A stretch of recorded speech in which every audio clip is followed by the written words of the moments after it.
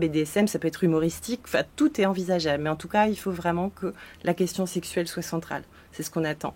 Et aussi, que ce soit excitant.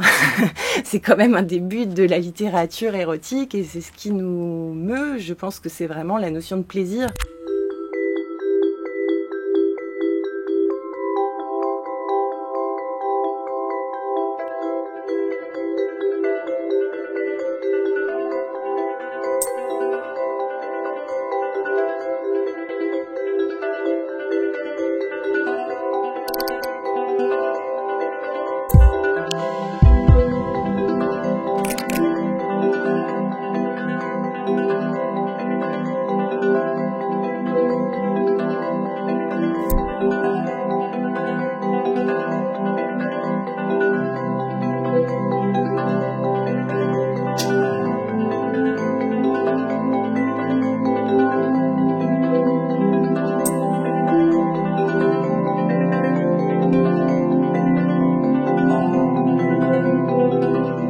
La collection porte bien son nom, quoi. C'est oser, mais en même temps sans rien imposer, évidemment, en termes de schéma sexuel.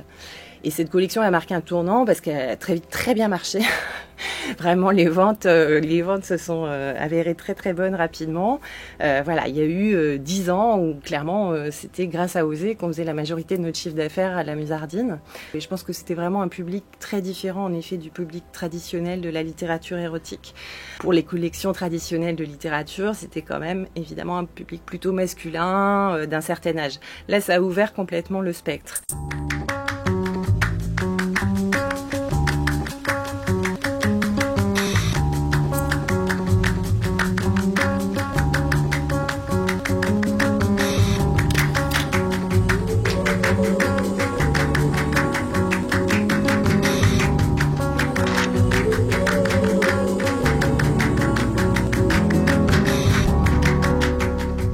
Je pense qu'un certain nombre de gens préfèrent recevoir nos livres par la poste plutôt que d'aller le demander à leur libraire. Donc voilà, ça s'explique avec cette notion de confidentialité.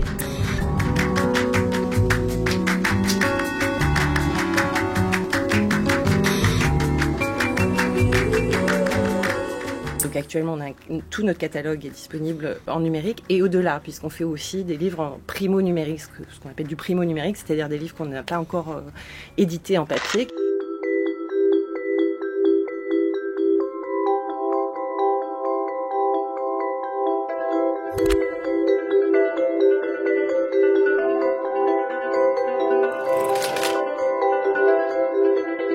« 50 nuances de Grey », ça a été tout d'un coup découverte de la littérature érotique en France. On avait évidemment entendu parler de ce succès aux États-Unis, mais on l'avait pas vu venir parce que pour nous, c'est pas de la littérature érotique en fait au sens où on l'entend nous. Sauf qu'en France, pays de Sade, de toutes les traditions des romans libertins, tout d'un coup c'était ça, la littérature érotique. C'était l'histoire d'une jeune femme qui rencontrait un milliardaire avec qui elle nouait une relation plus ou moins BDSM, la découverte de la sexualité. Donc ça a été très déstabilisant.